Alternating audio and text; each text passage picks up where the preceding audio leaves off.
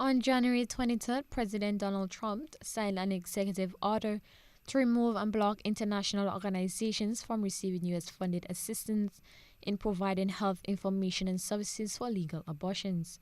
President Trump believes funding these health organizations is unnecessary and it prohibits human morality. Project coordinator of Grenada National Organization for Women, Loris Pascal, says this is not surprising. However, the impact of women's rights and liability is at stake. So it's not surprised that it has come now. What is it going to do? And I'm talking in the context of Grenada.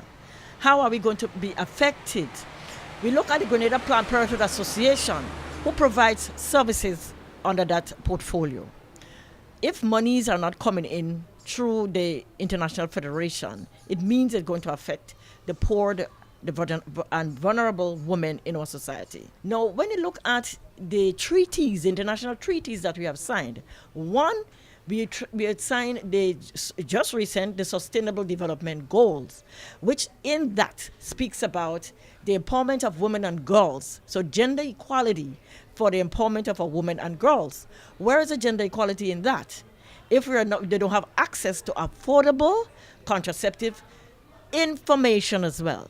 Now we want to preach abstinence, and I'm all in favor of that.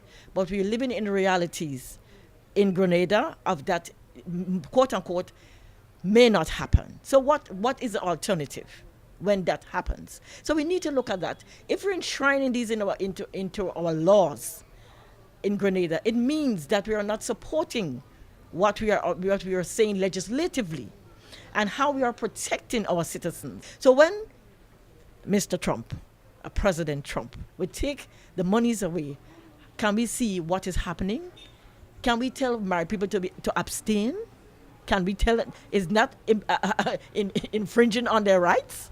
Added to that, Milton Coy, representing the human rights organization, says it's a debatable discussion that needs heavy considerations. Children, that again is a very controversial thing. Some other question, when does life begins? But when you commit abortion, and I guess that's one of the factors that President Trump is also looking at. When you commit abortion, you're also taking the life of someone. It's a moral issue, yes. So it is a discussion. It is a debate, and in spite of the fact is, from our standpoint, even notwithstanding the fact that the funding may not come, organizations like the GPPA would be affected, yes, and other agencies. But I believe we can probably seek other sources of funding, yeah, if we want to continue, and we should continue that kind of service to the public. But on the other hand, I'm also saying that we should also seek to be balanced about the whole what abortion is. Abortion is aborting the life of someone, a child in this case.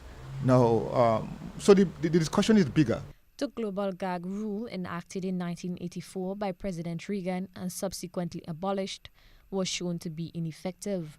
Evidence shows it did not reduce the number of abortions but has led to more unintended pregnancies and unsafe terminations.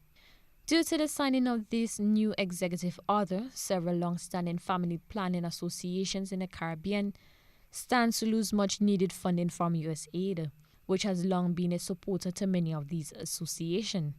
These organizations provide programs on comprehensive sexuality and reproductive health services for women, men, and children. Renee Toussaint, GBN News.